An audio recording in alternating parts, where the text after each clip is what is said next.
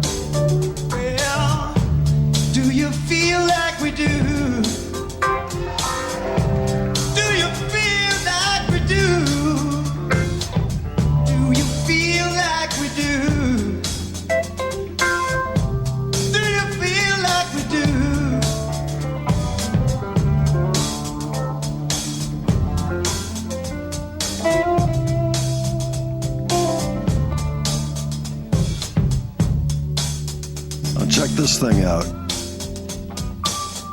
It was a recent invention. Oh yeah, I see that.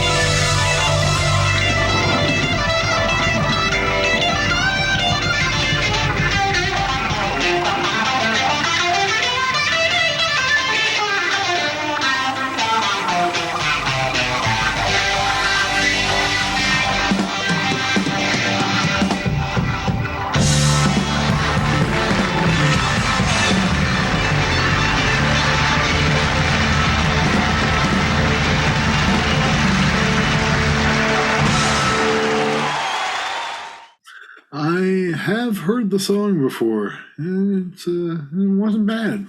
Oh, good. Okay. Yeah. It's kind of a different performance. I don't know that a lot of people have seen this one. But I don't think that the original or the one on Frampton Comes Alive was videotaped. I don't think there's any video. I could be wrong.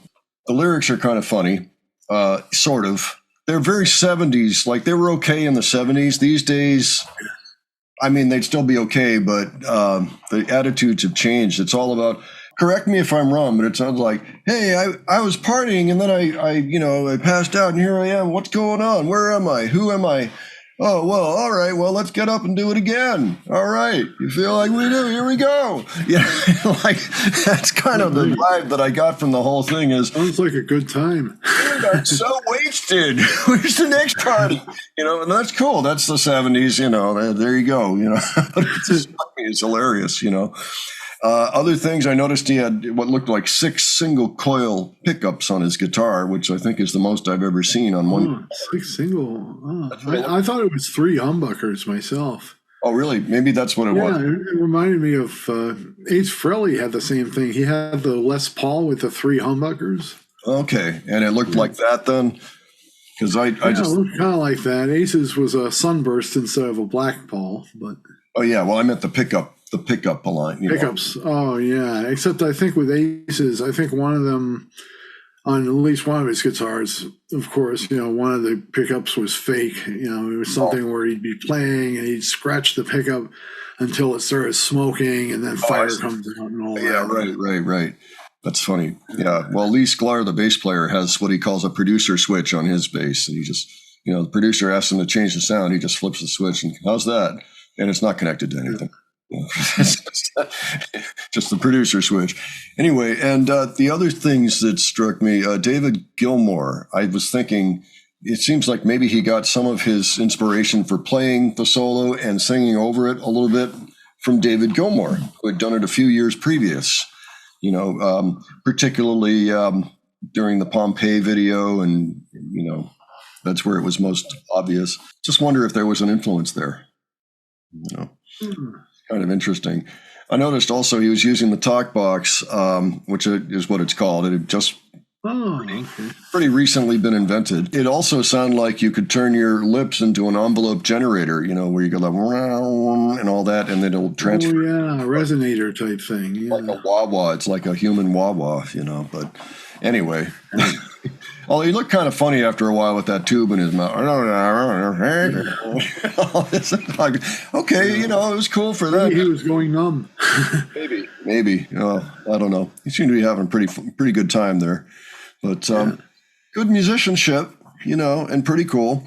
So what's your general grade on that song, Adrian? Or the performance or whatever? I would give it a B, I guess. It's good. That's good. Fair. That's definitely fair. Maybe not my favorite, but it's good. It's very good. Yeah. And it's definitely a shining example of the 1970s right there. Oh, yeah. No question about it.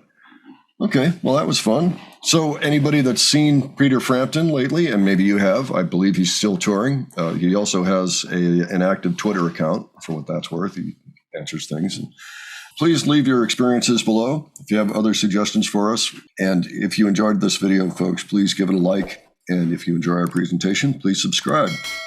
Okay, thanks for joining us, and we'll catch you in the next one. All right, take care. See y'all later.